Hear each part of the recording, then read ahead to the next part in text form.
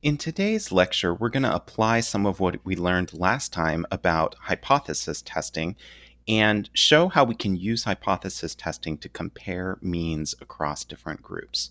So first of all, let's do a little bit of review in this first video of how hypothesis testing works.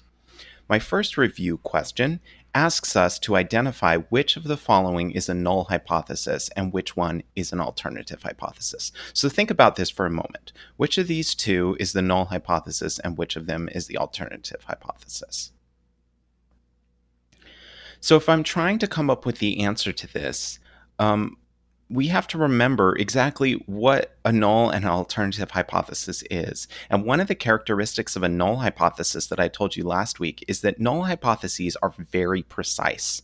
They're going to tell us an exact value that a population parameter has. In this case, the population parameter would be the correlation between X and Y in the population. An alternative hypothesis, on the other hand, is much more open ended. It's going to describe the population parameter as being equal to something having a range of values.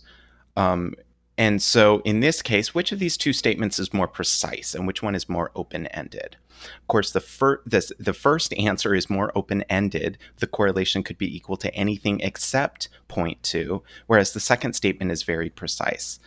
It's not open-ended. And so because of that, we would say that the first statement is the alternative hypothesis and the second statement is the null hypothesis.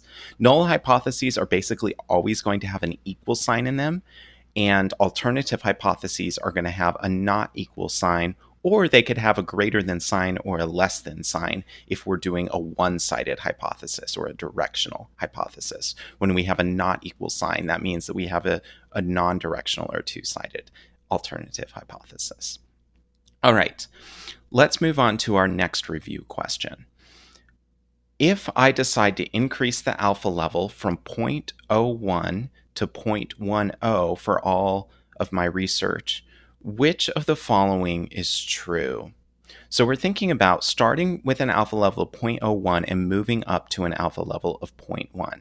Now, this question is a little tougher than the last one probably, and these answers are rather long. So let's take it in pieces. First of all, is it going to be harder or easier to reject a null hypothesis if we increase our alpha level to 0.10?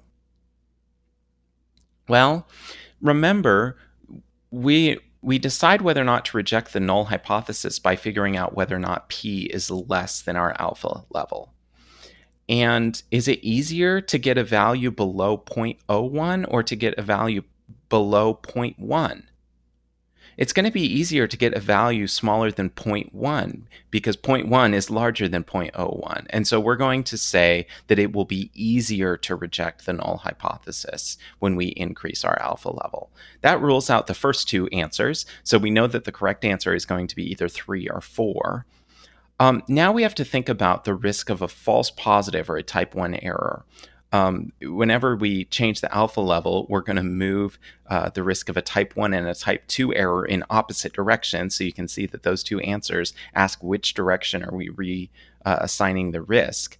So let's just focus for now on the risk of a false positive or that type 1 error. Do you remember what a false positive is? A false positive is when we reject a null hypothesis, but in fact, that null hypothesis was actually true. Again, in the real world, we don't know ahead of time whether or not the null hypothesis is true. That's why we're conducting a hypothesis test. But we want to think about, sort of as a thought experiment, what if the null hypothesis were true? How likely would we be to reject the null hypothesis if it actually were true? That's what we're talking about with a false positive. So is it going to be more likely that we reject the null hypothesis if the null hypothesis is in fact true when we increase our alpha level?